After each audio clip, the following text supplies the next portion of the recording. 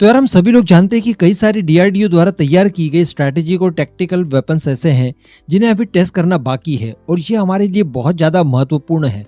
काफ़ी समय से हमारी टेस्टिंग वगैरह रुकी हुई थी, इसी वजह से रिसेंटली कई सारे नोटम वार्निंग जारी करवाए गए और इस दौरान 2 मिसाइलों का परीक्षण भी किया। एक मिसाइल तो थी हमारी K-15 सागरिका मिसाइल जो कि SLBM थी, तो दूसरी मिसाइल हम लोगों ने टेस्ट की थी MIRV कैपेबल अग्नि प्राइम। वैसे मैं आपको थोड़ी सी सूचना दे दूं 2 मिनट कि मैं चूंकि दिल्ली में नहीं रहता, इस वजह से पीछे आपको धनाधन की आवाजें आ रही होंगी, थोड़ा सा एडजस्ट कर लीजिएगा।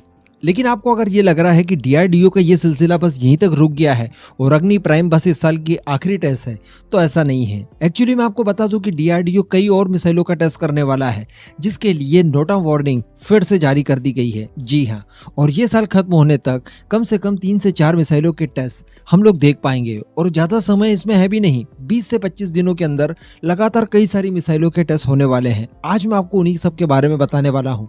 यकीन मानिए इन्हीं मिसाइलों का वेट आप कर रहे थे।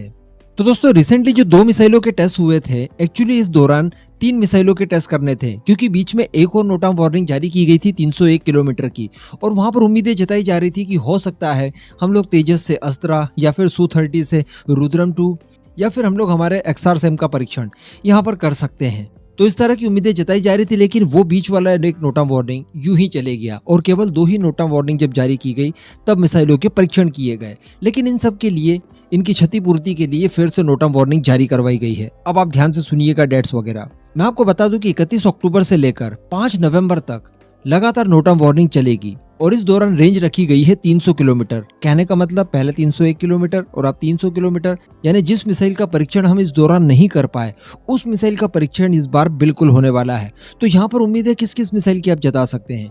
तो उसमें आती है अस्त्रा जो कि हम लोग तेजस से पहली बार टेस्ट करेंगे, या फिर रुद्रम 2 जो कि काफी समय से बनकर तैयार थी और उसका परीक्षण करना था, या फिर हमारी अस्त्रा मार्क 2 के परीक्षण भी काफी समय से डिले पड़े हुए हैं, तो संभवतः यहाँ पर हो सकता है कि उसका परीक्षण कर लिया जाए। या फिर काफी समय से XRSAM की बातें भी चल रही थी, बीच में खबरें भी निकल कर आई थी कि XRSAM की परियोजना को थोड़ा सा फास्ट ट्रैक कर दिया गया है। तो ये वही टाइमलाइन है जब इसका परीक्षण किया जा सकता है। या हो सकता है कि इस दौरान मल्टीपल मिसाइलों के परीक्षण कर लिए जाए। ये जो नाम अभी आपको मैंने गिनाए, इनमें से कोई एक मिसाइल ना करके इनमें से ज्यादातर मिसाइलों के परीक्षण कर लिए जाएं, क्योंकि नोटम वार्निंग 31 तारीख से लेकर 5 नवंबर तक चलने वाली है, यानी काफी एक लंबा समय बीच में मिल जाता है।